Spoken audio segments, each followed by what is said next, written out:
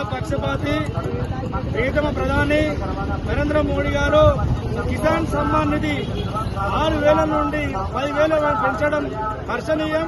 దాంతోపాటు ఈ భారతదేశంలో ఏ ఒక్క పేదోడు కూడా ఇల్లు లేకుండా ఉండొద్దని చెప్పేసి 2 కోట్ల ఇళ్లు మంజూరు చేసిన ఘనత ఈ నరేంద్ర మోడీ గారిని.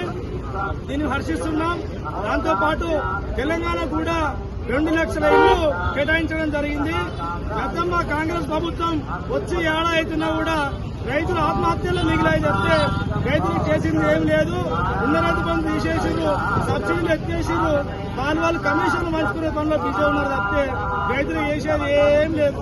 ఏమనంటే ఆ కాలో కాడికి పోయి ఈ కాలో కాడికి పోయి వీడియోలు తీసుకుంటా నీళ్లు తీసి పెట్టినాం, నీళ్లు వచ్చాయని పూజలు చేసే డబ్బా పట్టుకుని తప్పితే రైతులు మీరు కొత్తగా ఉద్ధరించింది ఏమీ లేదు.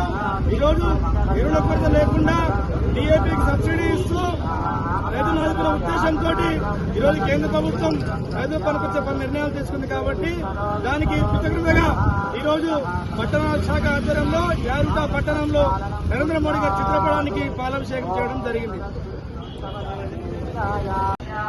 భారతదేశంలోని అత్యంత ప్రధానమంత్రిగా ప్రధానంలో ఉన్న నాయకుడు మన ప్రియతమ ప్రధానమంత్రి రైతు పక్షపాతిగా రైతులకు మేలేసే ఉద్దేశంతో గత కొనసాగించున్న 6,000 రూపాయల నుంచి 10,000 రూపాయలకు రైతులకు కిసాన్ బంధు ప్రకటించడం జరిగింది.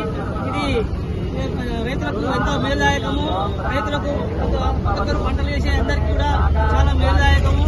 10,000 పెంచడం వల్ల ఎన్నో లక్షల కోట్ల రూపాయలు అవుతున్నా కానీ రైతులకు 10,000 పెంచడం జరిగింది. మరియు సబ్సిడీ DAP మీద సబ్సిడీ కూడా పెంచి దాదాపు 13,000 రూపాయలకే వచ్చినట్టు రైతులకు అనేక విషయాల్లో కూడా రైతులకు మేలేసే విధంగా నరేంద్ర మోడీ గారు ప్రభుత్వం నిర్ణయం తీసుకుంది. ఇది రైతు ప్రభుత్వము. ప్రజలు హర్షిస్తున్నారు. దేశం మొత్తం కూడా చాలా మంది రైతులు ఎంతో అంటే ఈ యొక్క స్వాగతిస్తున్నారు. ఈ యొక్క రాష్ట్ర ప్రభుత్వం కూడా స్వాగతించి సహకారం అందించాలని చెప్పి రైతులకు మేలేసే విధంగా నిర్ణయాలు తీసుకోవాలని చెప్పి మేము డిమాండ్ చేస్తున్నాం. ఎందుకంటే పైనుంచి వచ్చే పథకాలను చుక్కలో దొక్కి పక్కన కాకుండా ఇప్పటికైనా కలిసి భారతీయ జనతా పార్టీ చేసే రైతుకు సంబంధించిన కార్యక్రమాల్లో ఏదైతే ఇన్సూరెన్స్ సంబంధించిన విషయం కానీ ఏది కానీ సహకరించాలని చెప్పి మేము డిమాండ్ చేస్తున్నాం. లేనట్లయితే రాబోయే రోజుల్లో రేవంత్ రెడ్డి ప్రభుత్వం పొందబెట్టడం ఖాయమని చెప్పి హెచ్చరిస్తున్నాం. భారత్ మాతాకి జై. నరేంద్ర